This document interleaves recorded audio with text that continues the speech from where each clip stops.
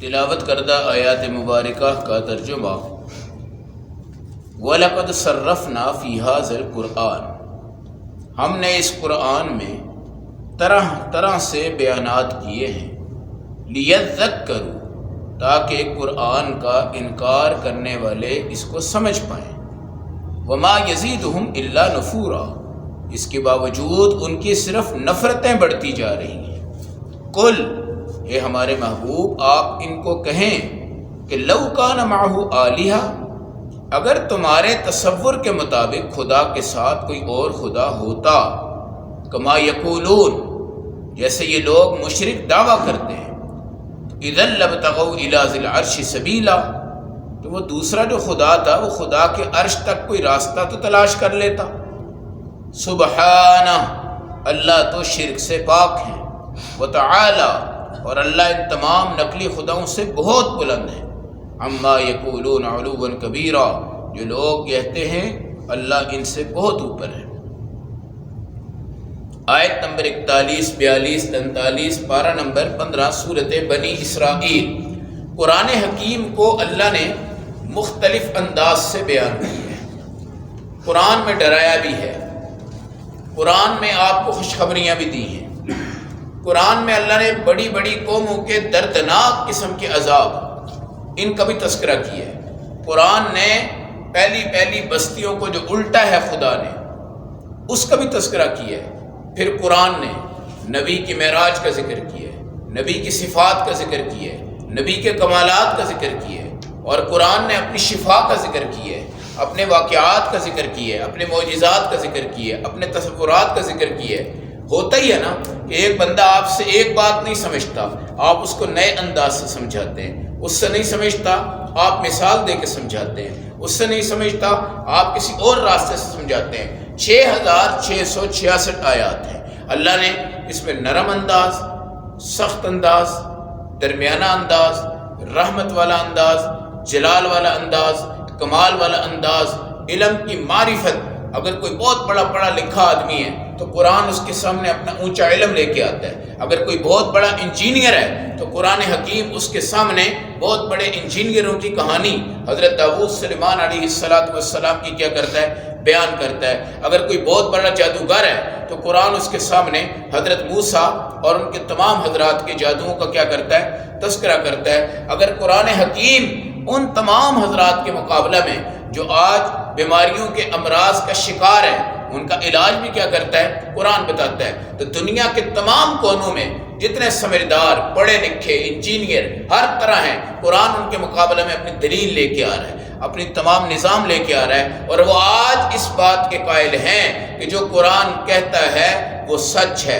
بے شک research in کی اپنی ہے، لیکن یہ یہیں پہنچ گئے ہیں۔ اب قرآن یہ کہہ رہا ہے وَلَقَدْ صَرَّفْنَا فِي هَذَا الْقُرْآنِ، ہم نے اس کو گھما کے بیان کیا ہے، اور ہر بندے میں، ہر گھر میں، یعنی قرآن ایک ایسی چیز ہے جو بندہ اس کو پڑھے گا وہ یہ سمجھے گا کہ میرے لیے اس میں یہ نسخہ ہے، دوسرا کہے گا میرے لیے اس میں یہ نسخہ ہے، تیسرا کہے گا میرے لیے اس میں یہ نسخہ ہے۔ کوئی ایسا بندہ نہیں ہے جس کے ہاں قرآن جا کر اس کا علاج نہ کرے، چاہے وہ روحانی ہو، چاہے وہ جسمانی ہو، چاہے علمی ہو، چاہے تجرباتی ہو، چاہے کوئی بھی نظام ہو۔ یہ تمام چیزیں اللہ نے بیان کر کے کیوں کہا، لیذکروا، بھائی تاکہ یہ سمجھ پائیں۔ کیا کریں، سمجھ پائیں۔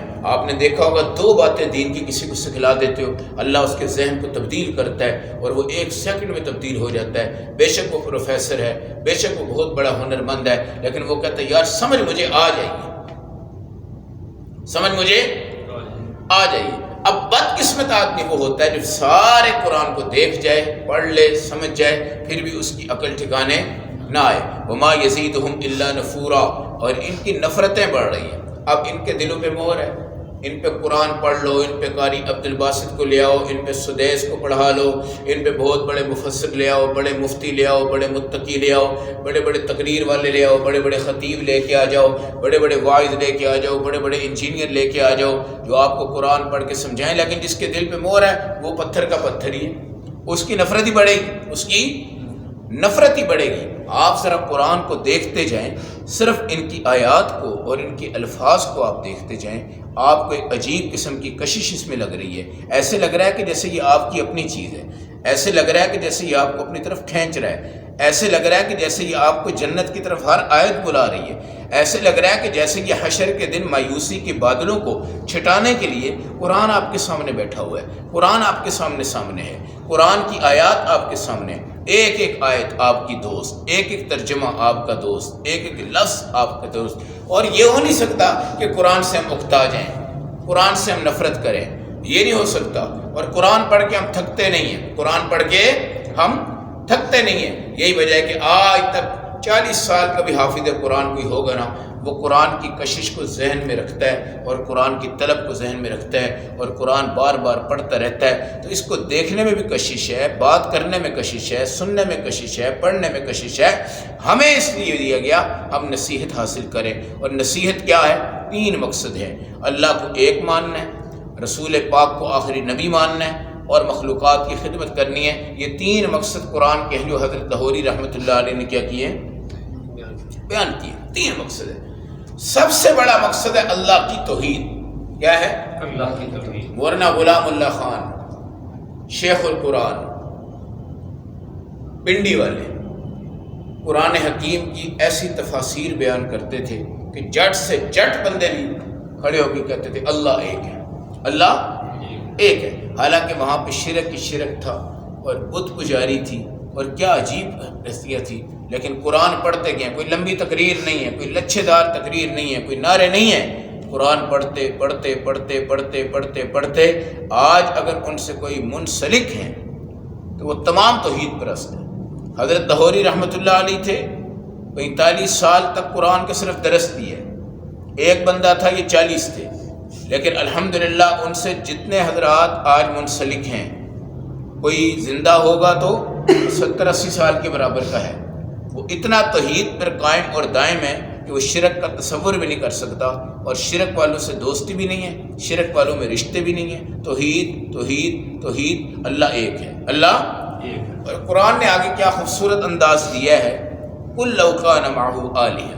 آپ مشرکوں کو لے آئیں، جمع کریں۔ اب مشرک بھی تو بڑے پڑھے لکھے بھی ہوتے ہیں، اور اس میں بڑے بڑے خلائی شٹل میں بھی جانے والے ہوتے ہیں۔ قرآن کہتا ہے اگر ہے خدا، اور خدا اگر ہے جیسے تم کہتے ہو، تو وہ تو آج تک خدا کے عرش تک نہیں پہنچ سکا۔ یہ دنیا میں گھوم رہے ہیں نا پیر فقیر، جن کو ہم نے خدا بنائے بیٹھے ہیں، یا پتھر کی مورتیاں بنا لی ہیں، یا بت بنا لی ہیں، یا مندر بنا لیے ہیں، یا کچھ بھی بنا لیا ہے، یہ زمین پہ ہے۔ اگر یہ تمہارے خدا ہوتے تو اصلی خدا کے عرش تک تو جاتے، یہ تو اوپر ہی نہیں گئے، آسمان سے دوسرے پہ نہیں گئے، تیسرے پہ نہیں گئے، چوتھے پہ نہیں گئے، 5ویں پہ نہیں گئے، 6ٹھے پہ نہیں گئے، 7ویں پہ نہیں گئے۔ صرف جبرائیل امین ہے اللہ کے نبی کے بعد جو 7ویں آسمان تک گئے۔ کہاں تک گئے؟ اور باقی جو پیغمبر ہیں وہ ابراہیم علیہ السلام ہے، جو کہاں ہیں؟ 7ویں آسمان پر ہے۔ اس سے پھر آگے سدرۃ المنتہا ہے، سدرۃ المنتہا ہے، سدرۃ المنتہا سے اوپر جبرائیل بھی نہیں گئے۔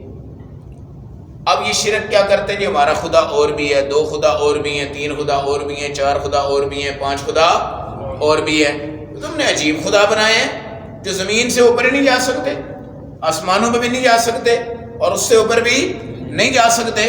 مان لیا بھائی خدا کی جگہ تم نے خدا بنایا تھا، اور وہ تمہارا خدا تھا، تو وہ اللہ کے عرش کو نہیں دیکھ سکا آج تک۔ ہمارے نبی تو عرش کے اوپر بیٹھ کے واپس آئے ہیں، بیٹھ کے واپس آئے ہیں۔ تو زمین پہ رہنے والا اس خدا کے مقابلے میں خدا بنتا ہے، اس کو شرم آنی چاہیے۔ زمین پہ پیر چرسی بھنگی بیٹھ کے خدا بنا ہوا ہے، اس کو شرم آنی چاہیے، اور جو اس کو شرم آنے والے ہیں، ماننے والے ہیں، ان کو بھی شرم آنی چاہیے۔ غیرت کا جوش تو یہ ہے کہ آپ اپنے خدا کی توحید کا تحفظ کرو۔ خدا ایک ہے، وحدہ لا شریک ہے، کوئی اس کا شریک نہیں، کوئی اس کا شریک نہیں۔ یہ تو شکر الحمدللہ ہے، اللہ کا لاکھ لاکھ شکر ہے۔ ہر بدعتی، ہر مشرک اگر خدا اس کو حج کی توفیق دیتا ہے نا، تو وہ لبیک اللہم لبیک لبیک لا شریک لک لبیک یہ ضرور پڑھتا ہے، اور انشاءاللہ اس کو بے شک نقلی بھی پڑھتا ہے نا، اللہ اس کو اصلی بنا کے اس کے دل کو کیا کر دیتے ہیں؟ توحید والا بنا دیتے ہیں۔ قُل لَوْ كَانَ مَعَهُ آلِهَةٌ كَمَا يَقُولُونَ، جس طرح تم کہتے ہو اور خدا ہیں، اگر یہ ہوتے اِذًا لَابْتَغَوْا إِلَىٰ ذِي الْعَرْشِ سَبِيلًا، وہ خدا کے عرش تک کوئی راستہ پاتے، وہاں تک کوئی رہنمائی پاتے۔ ان کو تو زمینوں کے راستوں کا پتہ نہیں ہے، جی اگر کسی کو کسی نے خدا بنایا ہو تو اس کے خدا کو پکڑ کر پوچھو کہ بھائی تمہیں پاکستان کے نقشے کا پتہ ہے؟